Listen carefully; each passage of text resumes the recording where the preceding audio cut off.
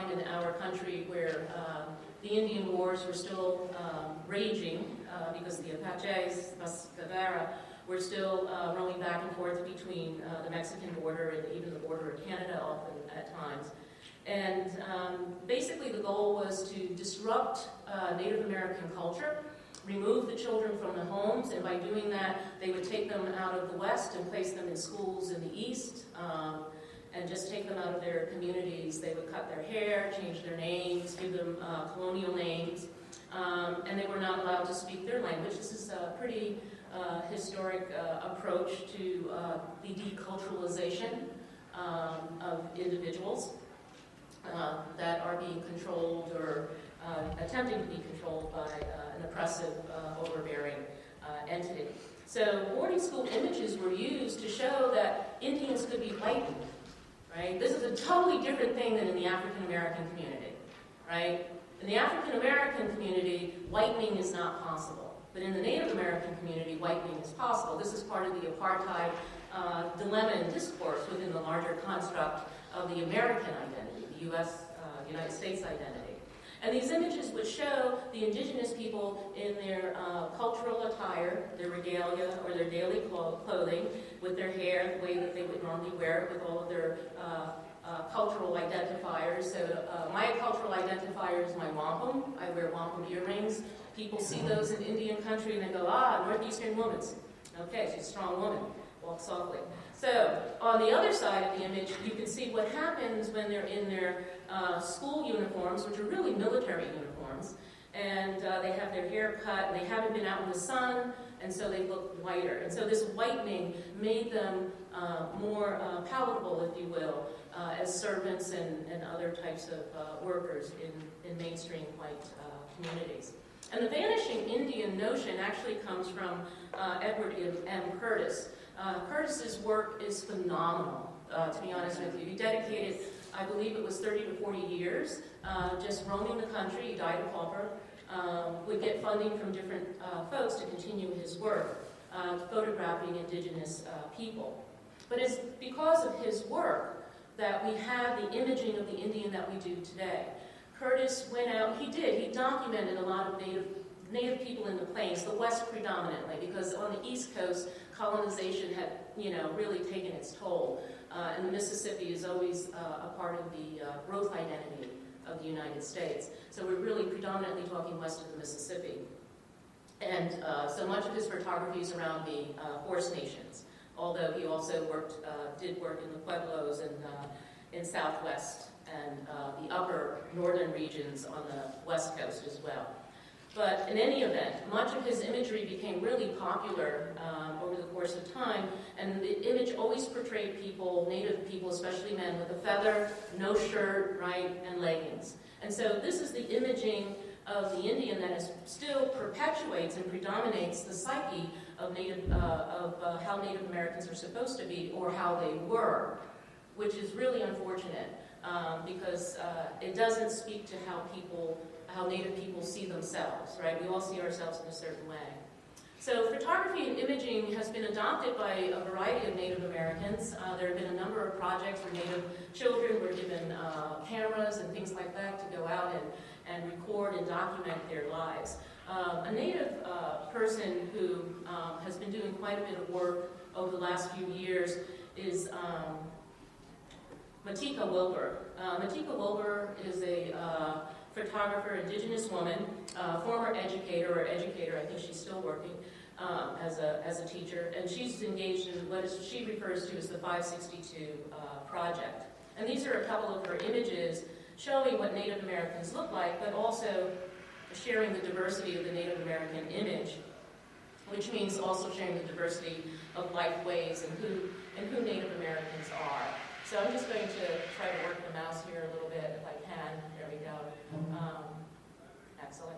So you can see she attempts to capture indigenous people where they are, but she also captures their stories. So I'm going to make this link available to faculty who would like to click on some of the video where the stories are shared. The elderly couple in the center, for example, they are Dene, which you would call Navajo, and they speak no English. Many of the elders still speak no English. And even among Eastern people, where Algonquin is making a comeback, where I work with in an Indian museum with Narragansett tribal members, and they have a language program, so they're bringing back their language. Ramapough, we have our language program, bringing it back. And the Wampanoag, Jesse Doe, who has been working for a number of years with MIT linguists, has brought back the dialect, the Algonquin dialect for Wampanoag speakers. And we're finally getting to the point where when I run into Native children who come from traditional homes and attending these programs, they are now considered to be bilingual in their education because of the reclamation of their languages and its use. So Native people exist in a lot of different ways, in a lot of different formats and conditions, economically, spiritually, and looking at these images, you might not know that the woman in regalia is a lawyer, right? These are college-educated people, some of them are not. So we have and express the same diversity amongst our population in terms of traditionalism. And traditionalism is a value system, right? So I don't have to be here in regalia, I don't have to have a feather in my hair, I don't have to be, living up to the imaging of an Indian as an object dedicated to and residing in the past. So the values are represented in our regalia. Our values are represented in how we live our lives and interact with each other in the world. So that's an important aspect of it as well. So nations do have governments, and I think people forget that Native American nations are sovereign nations, especially if they're federally recognized. Sovereignty is a term that has non-legal implications. There is cultural sovereignty, there is personal sovereignty, right? But when we're talking about legal sovereignty, the nation-to-nation relationship with the federal government, they have councils, they have courts, they have their own flags. I put up some flags from tribes that I interact with in New England. They police their own land management, often not always successfully, because out west, Western nations are being pressed about water rights and things like that. Whenever there are dams that are built and you change how a river flows, you change the lifeways and opportunity for sustenance living among indigenous people. We even have our own citizen cards, right? And this is important, that federal recognition, because that also has to do with the imaging of the Indian. So who does the federal government wish to acknowledge is an interesting topic that we'll talk about later on this evening in the film. But it's fascinating because it answers the question, so who's a real quote-unquote Indian, right? And then there's the ideology of blood quantum, which we know is a false approach in the era of in this time period of genetics. But people still use blood quantum. And phenotypical appearance, like all Indians look alike. They don't look alike. We have just as much diversity from straight hair, curly hair, no hair, right? Beards, no beards, all sorts of things. Because we're human beings, right? We're part of the human race, although we do have our own distinct genetic markers, actually, which are very unique, and that's a totally different conversation for the scientists in me, which I won't share. But language and flags. And you'll notice that the flags represent belief systems. They have the fox, right? They're the Fox Nation, the Narragansett, which means people at the water, right? So their names mean things, and that's part of their imaging as well. So intellectual sovereignty is the sovereignty I'm most interested in, to be honest with you. Right? We don't think about intellectual sovereignty, but it's a really important aspect of it. So I have a video that I'm going to show you, and I don't mean to quiz you again, but I want you to think about how might not having a license to sell cigarettes at your local store where you live, how might the law interact with you or perceive the fact that somebody's trying to sell cigarettes without a license. And this is only a 7-minute video that deals with intellectual sovereignty as well as other types of sovereignty. And hopefully it plays, I don't know, we'll find out. Because if not, I have to act it out. Oh, my goodness, the link worked yesterday, but I may have to search it. Let's see. Okay, I'll search it. Try hitting control. Try hitting control when you press it. Just try okay. it. Okay, well, it didn't beat that one, so that's good.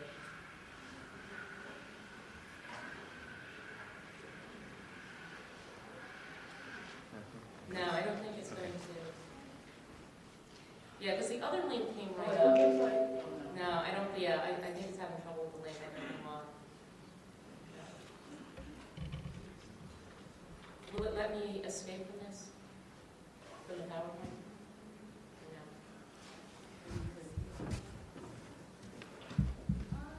These are too faint for me to say. Do I have to hit control escape? Yeah. It might not be.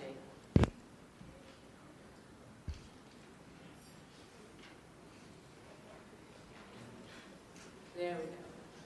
Thank you. No.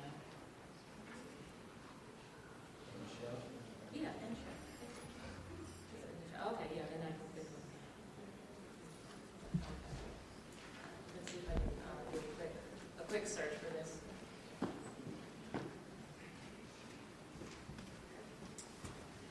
Different people. Oh, there's the lead.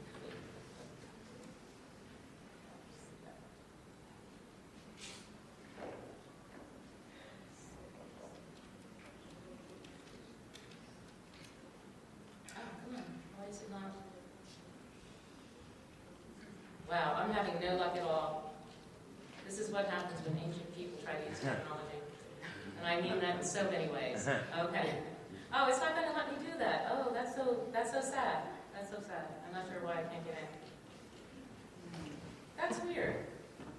I'm just going to try the other browser just to see. No, it's not letting me. Okay. It is what it is. Won't let you type on it? Yeah, no, I'm typing and it's not. You try. Yeah.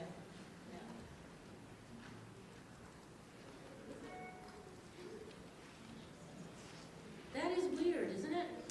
That is, because it worked just last night. Yeah, it did. Yeah, we went through all the links. We know they worked. Let's do it this way.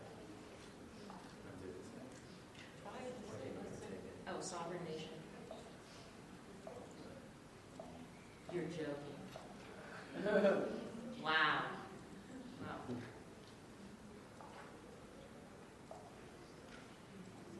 Now sovereign neighbors. I'm really making you work with that. 2 words. Yeah, 2 words, please. Thank you. That's really weird. Why would it override This is it? Yes, it is. Why would they override the manual keyboard? Those are the questions you don't have this. Yeah. Yeah. Okay, so let's hope we have audio. Yay. Yes. Thank you so much. I don't think that we would aspire Can everybody hear? in total autonomy. No? Yes. It's Yes. just that when it comes to the business sense, the religious things that happen within our nation, that's our business. That's not anybody else's business. No, I think it is. And I see no need to have Great White Father come in and tell us how to do this. The controversial Narragansett Smoke Shop opened its doors Saturday at noon, and 24 hours later, its shelves are almost empty. 7 weeks ago, the tribe postponed opening the shop at Governor Kachiri's request.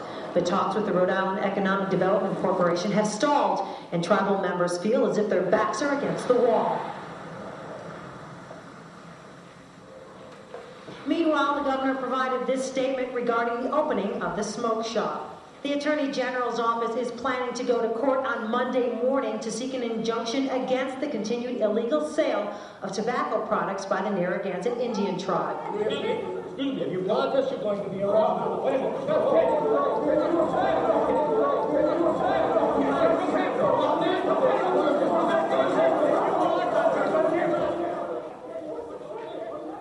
Even conservative folks, people who are kind of politically conservative, were saying that's not right. That's not how we treat our neighbors. It was a flash from 1963 or 64, right out of the civil rights era. when people would